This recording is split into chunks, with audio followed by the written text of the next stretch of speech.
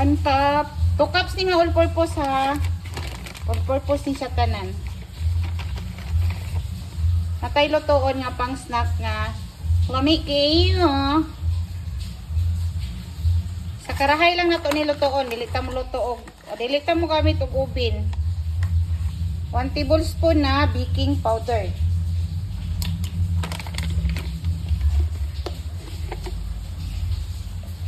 1/2 teaspoon na salt.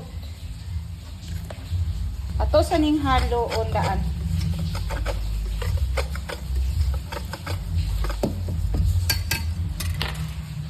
Three-fourth cup. Ano ni siya? Fresh milk. Pwede sabta mo gamit og i-buff. 1/4 cup na oil.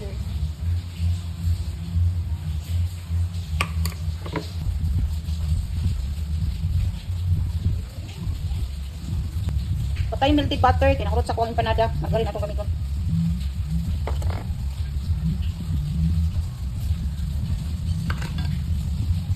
Masahon na ako ni, di lang ako ipakita basta masahon na ako ni ha. Tama ara gid sa kuan oy. Sa 3/4 cup na kuan walang labis, walang kulang. Tama ra kayo ang 3/4 na kuan, 3/4 na gatas, fresh milk and 1/4 na mantika. Para rest na to ni siya. Rest na to ni mga 20 minutes.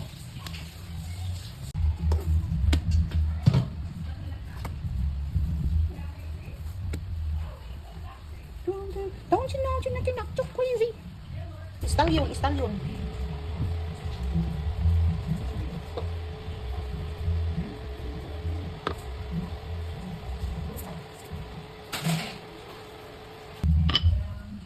Resa na to na siya og another 20 minutes bago na to na siya lutoon.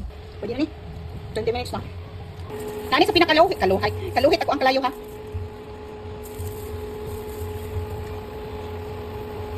Kasi nagtuon mo wala ni siya lamig kaya ni. Malasahan mo jud ang iyang margarine, dili sukar or butter. Pinakahinay ato ang kalayo niya para siya takloban. Tapos ato ako na siyang baliktad-baliktaron.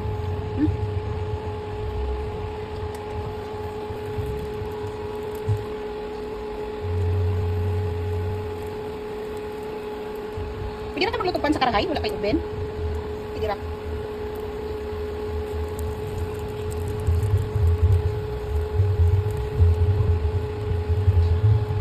Take note ha, pwede ni siya para ni sa mga dili mahilig tamis ka ng like ng mga diabetison, gusto mo kaunog pan, gusto mo kaunog bread kani siya. And nindot po ni siya para sa ka ng mga sikwati good or kanang mga bihon ana. Kumot kay siya do.